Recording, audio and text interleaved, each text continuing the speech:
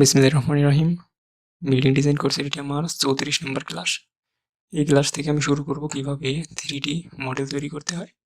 মানে অটোক্যাডের যে floor plan থাকবে সেই ফ্লোর প্ল্যান থেকে আমরা 3D তৈরি করব। ওকে, এটি আমাদের সেই ডিজাইন করা বিল্ডিং, 7 তলা বিল্ডিং। এখানে বেসমেন্ট রয়েছে একটা। ইতিপূর্বে আমি দেখিয়েছি এই বিল্ডিংটি কিভাবে ডিজাইন করতে হবে এবং অটোক্যাডে ডিটেইলিং করতে হবে। আমি ডিজাইন করেছিলাম ইট্যাপসে মডেল। সর্বপ্রথম আমি মডেল রেডি করেছি। মডেল রেডি করে অ্যানালাইসিস করে যত প্রকার সেক দিতে হয়, বিএনপিসি অনুযায়ী যত প্রকার সেক দিতে হয় সবগুলো সেক আমরা কনফার্ম করেছি এবং চেক সকল চেকে আমরা পাস করিয়েছি সকল মেম্বারকে। এরপর আমরা ডিজাইন করেছি এবং ফেলকৃত মেম্বারকে আমরা পাস করিয়েছি। ওকে, তারপর আমি দেখিয়েছিলাম কিভাবে ডিটেলিং করতে হয়। যে আমাদের এখানে রয়েছে কলাম লেআউট প্ল্যান। আমরা কলাম লেআউট প্ল্যান তৈরি করেছি। এটি আমাদের কলাম শিডিউল, মানে প্রত্যেকটা কলামে কয়টা করে রড লাগবে, কলামের সাইজ কত সেটি আমাদের এখানে দেখানো হয়েছে। এটি আমাদের ফাইল ডিজাইন করেছিলাম, সো আমি এটি কেটে দিই। এখানে আমাদের বিম রয়েছে, গ্রেড বিম, টিপিক্যাল বিম, সবগুলোর সেকশন এবং প্ল্যান রয়েছে। ওকে, এখানে রয়েছে আমাদের ground floor slab reinforcement details, তারপরে আমাদের টিপিক্যাল ফ্লোর রিইনফোর্সমেন্ট ডিটেলস, তারপরে এখানে বেসমেন্ট স্ল্যাব রিইনফোর্সমেন্ট ডিটেলস। এগুলো আমি সবই ডিজাইন করেছি এবং দেখিয়েছি কিভাবে এই অটোক্যাডে ডিটেলিং করতে হয়। ওকে, এখানে আমাদের বেসমেন্ট ওয়াল রয়েছে, বেসমেন্ট রিটেনিং ওয়াল রয়েছে। এটি আমি ডিজাইন করেছিলাম, এটি আমি দেখাই নাই। এটি আমি ডিজাইন করেছি হচ্ছে অ্যাজটিভ রিটেনিং। এটা একটা সফটওয়্যার আছে, সেখানে আমি ডিজাইন করেছিলাম। কোন এক ভিডিওর মাধ্যমে আমি দেখাবো কিভাবে অ্যাজটিভ রিটেনিং সফটওয়্যার ব্যবহার করে এরকম বেসমেন্ট রিটেনিং ওয়াল ডিজাইন করতে হয়। ওকে, এখানে আমাদের রয়েছে লিফট করে শেয়ার ওয়াল, এখানে শেয়ার ওয়ালের সেকশন, ওভারহেড ওয়াটার রিজার্ভার রয়েছে। এখানে আমাদের পাইল কিভাবে ড্র করতে হয়, পাইলের লং সেকশন এবং হচ্ছে প্ল্যান, পাইলের প্ল্যান মানে পাইলে কয়টা রড লাগবে এবং কত ফিট ফাইল। আমাদের 50 ফিট ফাইল, 50 ফিট ফাইল এটি আমাদের। সো এখানে আমাদের যে পাইল ক্যাপ ডিজাইন করেছিলাম সেফ সফটওয়্যার ব্যবহার করে। আমি ভিডিওর মাধ্যমে দেখিয়েছি কিভাবে এই পাইল ক্যাপ ডিজাইন করতে হয় সিএসআই সেফ সফটওয়্যার ব্যবহার করে। ওকে, এখানে আমাদের পাইল ক্যাপ রয়েছে, 2 পাইল ক্যাপ রয়েছে, 5 পাইল ক্যাপ রয়েছে, 3 পাইল ক্যাপ রয়েছে। পাইলের প্ল্যান এটি আমাদের পাইল লেআউট প্ল্যান। সো একটা বিল্ডিংয়ে যাবতীয় যত প্রকার মেম্বারের ডিটেলিং করতে হয় সবগুলো মেম্বারকে ডিটেলিং করেছি অটোক্যাডে। সো আজকে আর এগুলো নিয়ে কথা বাড়াবো না। এখন আমি দেখাবো কিভাবে 3D করতে হয়। 3D করার জন্য আমরা এই টিপিক্যাল ফ্লোর প্ল্যানটা শুধু ডিডাব্লিউজি ফাইল আকারে সেভ করব। সো আমি যেটা সেভ করার জন্য সম্পূর্ণ সিলেক্ট করতে হবে। সম্পূর্ণ সিলেক্ট করে ডাব্লিউ লিখে এন্টার দিতে হবে। ডাব্লিউ লিখে এন্টার দিলে এরকম একটা ডায়লগ বক্স আসবে। এখানে যে ফাইল নেম দিতে হবে, মানে কোথায় ফাইলটি সেভ করবো সেই লোকেশন দিব। এখান থেকে আমরা ইঞ্চি সিলেক্ট করব, যেহেতু আমরা ইঞ্চিতে কাজ করেছি ইঞ্চি সিলেক্ট করে ওকে দেব। ওকে দিলে আমাদের একটা ফাইল জেনারেট হবে। এই যে শুধু এই টিপিক্যাল ফ্লোর প্ল্যানের একটা ফাইল, মানে ডিডাব্লিউজি ফাইল তৈরি হবে। তারপরে এই ডিডাব্লিউজি ফাইলকে আমরা স্কেচআপে ইম্পোর্ট করব। ইম্পোর্ট করে যাবতীয় সকল কাজ করব, কিভাবে 3D করতে হয় সেগুলো আমি দেখাবো। সো আমি এটি অলরেডি সেভ করেছি, তাই আমি সেভ করতেছি না, এজন্য আমি ক্যান্সেল দিয়ে বের হয়ে যাব। এখন ক্যান্সেল দিয়ে আমরা যাব হচ্ছে স্কেচআপে। ওকে, আমরা এখন স্কেচআপে যাব। সো স্কেচআপে যাব, তাই আমি অটোক্যাডটা অফ করে দিচ্ছি।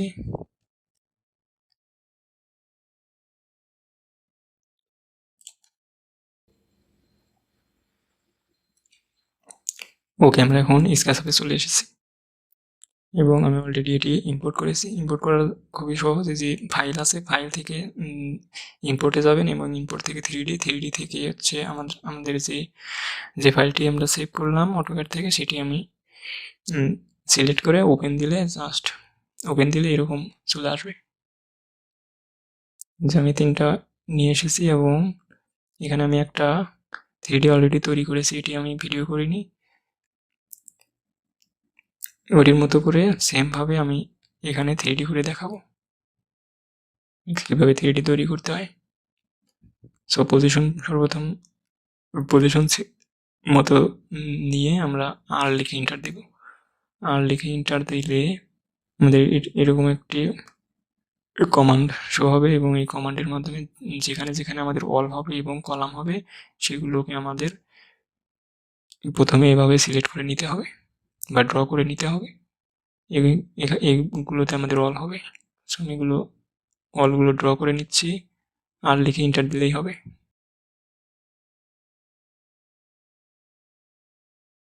থ্রিডির কাজ খুবই সহজ, জাস্ট সময়ের ব্যাপার। এখানে প্রচুর সময় লাগে 3D তৈরি করতে। এভাবে আমরা সবগুলো আর লিখে এন্টার দিতে হবে না, শুধু আর লিখলেই হবে। আর লিখলেই এই কমান্ড চালু হয়ে যাবে। সো যেখানে যেখানে আমাদের অল হবে সবগুলো আমরা ড্র করে নিব। প্রথমে দরজার এই ওপেনিং বাদ দিতে হবে, মানে দরজার যে জায়গায় দরজা হবে সেটি শুধু বাদ দেব।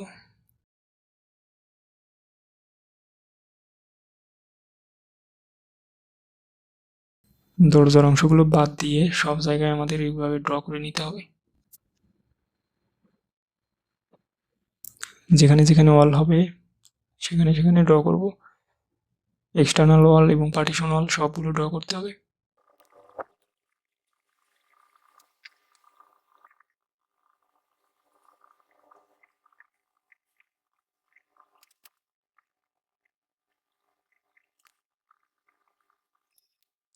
মাউসের হুইল যদি আমরা ঘোরাই তাহলে জুম ইন এবং জুম আউট হবে।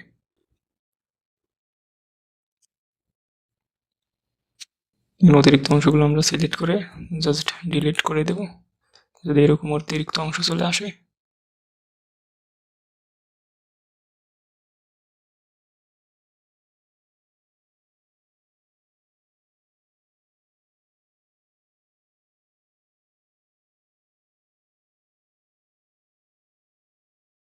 ওকে, আমরা দেখতে পাচ্ছি সবগুলো আমাদের ওয়াল এবং কলাম ড্র করা শেষ। এখন আমরা ইরেজ করে দেবো, অতিরিক্ত অংশগুলো ইরেজ করে দেবো। ইরেজ করার কমান্ড হচ্ছে ই। জাস্ট ই লিখলেই ইরেজ কমান্ড চালু হয়ে যাবে এবং যেখানে যেখানে আমাদের অতিরিক্ত রেখা তৈরি হয়েছে বা লাইন তৈরি হয়েছে সেগুলো আমরা ডিলিট করে দেবো। এগুলো জাস্ট একটা ক্লিক করলেই এই রেখাগুলো ডিলিট হয়ে যাবে। তাহলে আমাদের কাজ অনেক দ্রুত হবে, মানে ওয়াল আমরা তাড়াতাড়ি উঠাতে পারবো। এদের ওয়ালের হাইট হবে হচ্ছে 9.5 ফিট এবং স্ল্যাব হবে 6 ইঞ্চি, এই মিলে 10 ইঞ্চি। আমরা সবগুলো লাইন আগে ডিলিট করে নেই, তারপর আমরা ওয়াল উঠাবো।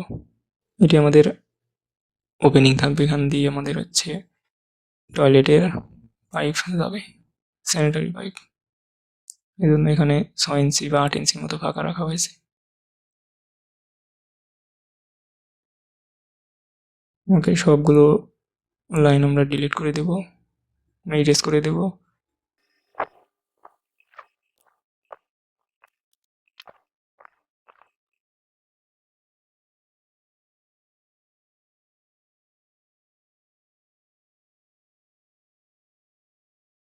ওকে, আমাদের সবগুলো ইরেজ করা শেষ। এখন আমাদের ওয়াল উঠাতে হবে। ওয়াল উঠানোর জন্য আমরা পি লিখে এন্টার দেবো, মানে পি তে হচ্ছে প্রেসফুল, অথবা যে এই এখানে যে দেখতে পাচ্ছেন এটার মাধ্যমেও হবে। পিতে প্রেসফুল দিয়ে আমরা এখানে সাইজ দেব 9 ফিট 6 ইঞ্চি, মানে কিবোর্ডে লিখে দেব 9 ফিট 6 ইঞ্চি এবং দিয়ে যে লাইনগুলো ড্র করেছি একটু আগে সেগুলোর উপর একটা ক্লিক করে আমরা উঠিয়ে দেব।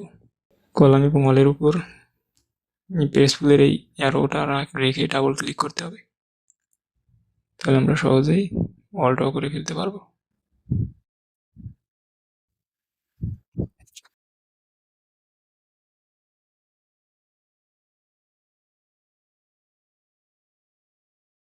এখন আমরা সবগুলো উপরের ওয়াল এবং কলাম সিলেক্ট করে নেব। শুধু উপরকার সারফেস সিলেক্ট করে এম লিখে এন্টার দেবো, মানে মুভ করবো উপরকার রেখাগুলো, শুধু মুভ করবো নিচের দিকে 7 ফিট নিচে নামাবো। 7 ফিট নিচে নামানোর পর আবার সিলেক্ট করব। দেখতে হবে সবগুলো যেন সিলেক্ট হয়। উপরকার দেখেন সবগুলো সারফেস সিলেক্ট হয়েছে। এরপর আমরা আবার মুভ করব নিচের দিকে মুভ দিয়ে কন্ট্রোল সাব দিয়ে দিলে কপি হয়ে যাবে। 30 ইঞ্চি আমরা নিচে নিলাম, একদম সর্বনিচে হবে হচ্ছে 7 ফিট নিচে নিব। তার দ্বিতীয় সারফেস নিব হচ্ছে 30 ইঞ্চি নিচে। আর মাঝখানে যে অংশ থাকবে সেখান দিয়ে আমাদের জানালা বসবে, কারণ জানালা হচ্ছে নিচ থেকে, মানে গ্রাউন্ড ফ্লোর থেকে 30 ইঞ্চি উপরে হচ্ছে জানালার শুরু হয় এবং উপর থেকে আমাদের 30 ইঞ্চি নিচে জানালা শেষ হয়। আমাদের প্ল্যান দেখে দেখে কাজ করতে হবে। যেখানে যেখানে জানালা রয়েছে সেখানে আমরা জানালা ইউজ করব। যেখানে যেখানে ডোর রয়েছে সেখানে আমরা ডোর ইউজ করব। আমরা দেখতে পাচ্ছি এখানে জানালা রয়েছে একটি, তো এখানে জাস্ট এল লিখে এন্টার দেবো, মানে লাইন নেব, একটা লাইন নিয়ে উপরের দিকে নিয়ে এটি কপি করব এবং এটি হবে আমাদের 5 ফিট। যেহেতু জানালার বস্তু আমাদের 5 ফিট, সো আমি 5 ফিট দেবো। 5 ফিট দিয়ে এটি আমরা ফাঁকা তৈরি করব। ফাঁকা তৈরি করার জন্য আমরা এখানে প্রেসফুল কমান্ড আবার ইউজ করব করে ভিতরের দিকে দিয়ে দেবো, তাহলে আমাদের পুকুর তৈরি হয়ে যাবে, জানালার ওপেনিং তৈরি হয়ে যাবে। এরপর অতিরিক্ত লাইনগুলো আমরা জাস্ট সিলেক্ট করে ডিলিট করে দেব। এই সেম প্রসেস ফলো করে সবগুলো জায়গায় জানালা দিতে হবে।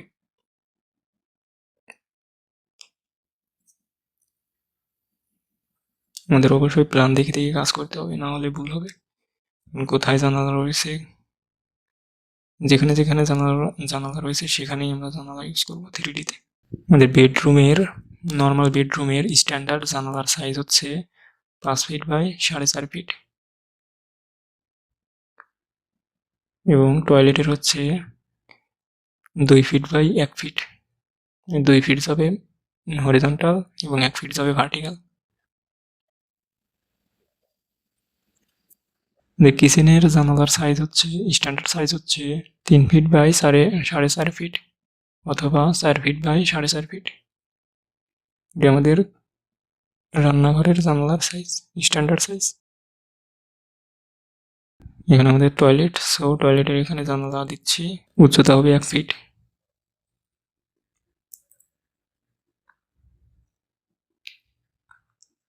অতিরিক্ত রেখাগুলো কেটে দেব। টয়লেটের জানালার হাইট হচ্ছে 1 ফিট এবং এই টয়লেটের জানালা হয় হচ্ছে 7 ফিট উপরে, 6 ফিট উপরে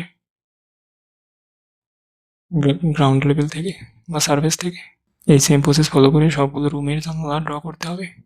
ওকে, ভিডিওটা অনেক লম্বা হয়ে যাচ্ছে, আজকে এই পর্যন্ত রাখি। পরবর্তী ভিডিওর মাধ্যমে আমি দেখাবো কিভাবে এই জানালাগুলো বসাতে হয়।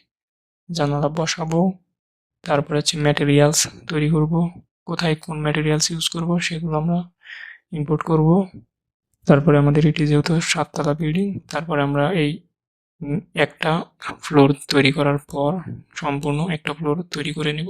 সিঁড়ি ড্র করে সম্পূর্ণ হয়ে গেলে এটিকে আমরা কপি করে 7টা তৈরি করে এটি আমরা অ্যারে করব, মানে 7টা কপি নিয়ে ধাপে ধাপে উপরে বসিয়ে দেব, তাহলে আমাদের হয়ে যাবে 7 স্টোরি এর 3D মডেল। ওকে, আজকে এই পর্যন্ত রাখলাম। পরবর্তী ভিডিওর মাধ্যমে আমি পরবর্তী কাজ থেকে শুরু করব। ওকে, থ্যাংক ইউ সো মাচ।